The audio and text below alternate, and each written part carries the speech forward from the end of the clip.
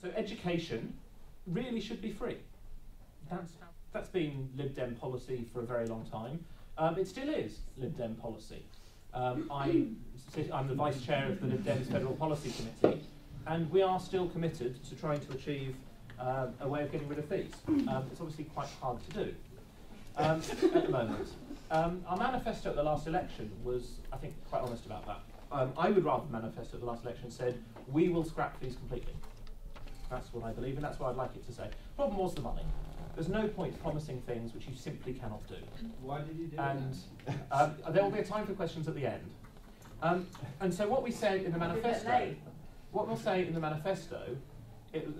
manifesto was that we would phase them out. That as money became available, we would reduce fees and eventually get them out. And that's what we wanted to do. Now, we've been very bad at getting a narrative of how we got from there to the vote. Firstly, as I'm sure you all know, I voted against an increase in fees. Look at the history of fees. I was an undergrad, just nearby at Trinity, when fees first came in. And it was a Labour government, which had a huge majority, it didn't have to worry about coalition, which brought in fees having promised not to. And I remember one of the arguments at the time was that once you start this, once you break the idea that higher education should be free, it will continue going up and up and up. And that's exactly what we saw. I was then again around as a PhD student, I think it was, when Labour decided to create top-up fees. And that was something which there were protests about that, there were complaints, we did our best to stop that. The same Labour MP, she abstained, saying it was all very hard, which I think was a bit poor, because she'd previously put out a lot of literature against it, and Labour had in their manifesto a commitment not to introduce top-up fees. They said they'd legislated to make it impossible to create top-up fees. Then we had this time, and I think it was the wrong decision. But one of the problems was that the other two parties were absolutely committed to very, very large increases in fees. The Conservatives wanted to get rid of the cap on fees altogether. Labour had already started the route of increasing fees.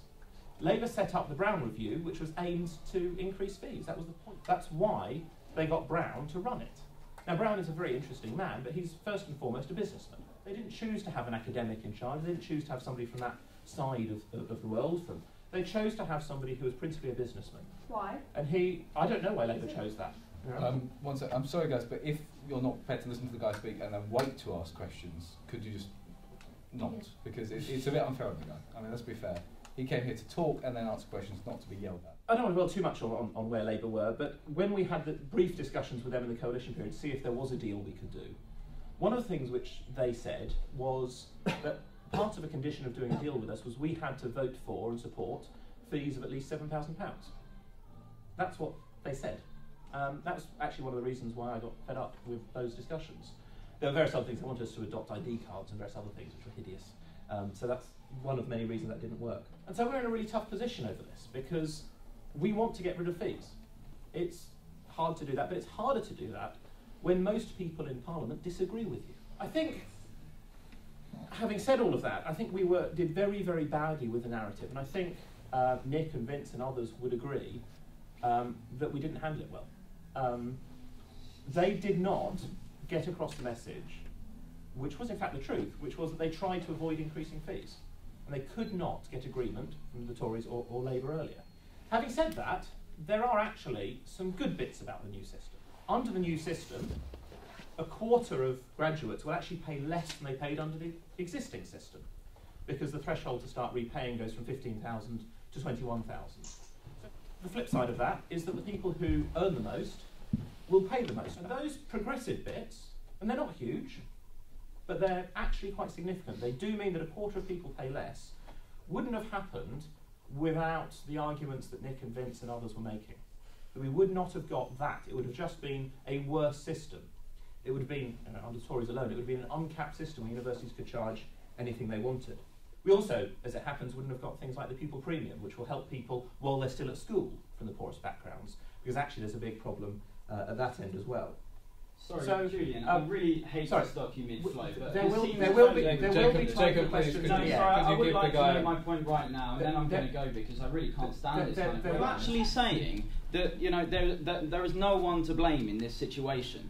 that actually, like, it was all the Tories' fault and Labour before them, and you know the wrong decision was made, but it wasn't the Liberals who made the wrong decisions there. That was nothing to do with it. That you voted against EMA, and now you're going to tell us how the pupil premium is really important. It's ridiculous. You've been voting for cuts again and again. You come from a particular political place which gives you that opinion. It's a fairly widespread. There will be time for questions at the end where we can have to discuss all of this. Disingenuous of you to pretend that you're not actually standing here as an apologist. Equally, if you could please let the guy speak, give his talk, and then wait. I really don't want to listen to it. You're welcome to stay. You're welcome to leave. No, I'm going to leave. I think it's totally ridiculous. You're sitting there telling us like you think it's a really bad system, and then just like apologising for like your party and saying, oh, these are the reasons that we did it though. Okay. Does anyone else want to hear it? I don't. So we have this issue about where we're going to go. I apologise to the rest of you on their behalf. Thanks for that, Julian. Thanks for speaking for us, Julian. Maybe you should try apologising. You represent us so well. Julian, I met. Can you take this? So, I made this for you yesterday. Right, when you finish. Okay. So what I was going to talk about after this sort of rather interesting interruption was what's going to happen with Cambridge, and actually I'll get a better sense now that they've gone, because we'll be able to find out a really interesting point. I actually do have a big dilemma about what to do about this. Cambridge, as you know, is planning to charge £9,000. What do you think about that? I find it a really tough problem. I have to say, this is, totally honest. I think, I think 9,000 just on a. You think? I don't have any particularly strong political leanings, but just to give you a bit of feedback, I'd maybe say 9,000 purely and simply on the basis that sort of preservation of quality, and I'd hope that there would be scholarships and whatnot in place and bursaries and whatnot to help those less well off. I'm not proud of how things went over fees. I think we got a better deal than would have happened if we weren't there. And it's always very hard to prove this. And there's lots of things going on at the moment where we're stopping things from happening, but nobody knows the things that didn't happen. And that's really frustrating. There are various things that I know in confidence were happening which we killed, but we don't get to celebrate the fact that we did a deal and stopped it. And it's very, very tough there, because I think we are actually having influence. As an aside, there's a website called Conservative Home, which is largely populated by the sort of right-wing conservatives. And just to set against the media narrative you'll see in some places about us not getting anything done, they are saying that Cameron is basically in the pay of the Lib Dems, and the Conservative Party is not existing at all, and everything is Lib Dem policy. We have a real credibility problem about anything that we say. Our current party policy is still to try to get rid of fees. I think, and I hope, we'll be able to come up with something which aims to reduce the level of the debt. How we'll manage that, I don't know. We have a lot of it. How we'll get there, I don't know. How we'll deal with the Labour MP who said to me a few days before the vote in private, so I can't name him, much as I'd love to. I think fees should go up to more than £9,000. I'm not going to vote for it. You guys can get the flack. We are. It's been a tough, traumatic experience. We get people shouting at us occasionally. Fortunately, nothing was thrown at me, which is definitely an improvement on some of my colleagues. We've made some mistakes. Where we go from here, hopefully, will be in the right direction.